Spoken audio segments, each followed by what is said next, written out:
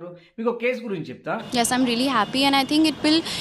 This is not just about the person being arrested or the person rotting in jail for 7 years. ఈ అమ్మాయికి ఈ అబ్బాయికి traffic విషయంలో ఒక చిన్న ఇష్యూ అయింది. ఆ అమ్మాయి ఆ అబ్బాయి ఫోటో తీసి సోషల్ మీడియాలో అప్లోడ్ చేసింది, నన్ను హెరాస్ చేశాడని. ఇది మీడియా తీసుకొని దాన్ని హైలైట్ చేసింది.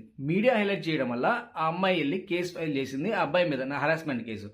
ఆ అబ్బాయి మీద కేసు ఫైల్ అయింది, తను అరెస్ట్ చేశారు, రిమాండ్కి వేశారు. 3 years ట్రయల్ నడిచింది. చుట్టూ ఉన్న సమాజం అతను ఒక రేపిస్ట్ లాగా చూసింది. కానీ 3 yearsలో ఆ అమ్మాయి ఒక్కసారి కూడా ట్రయల్కి రాలేదు.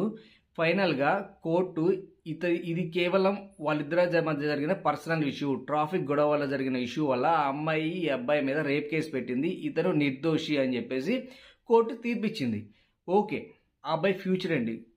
अरेस्ट हुआ, मेरी बेल हुई, उसके बाद मेरी फर्स्ट जो डेट पड़ी थी वो मार्च 2016 में पड़ी थी. उसके बाद से अब तक 13 डेट्स हो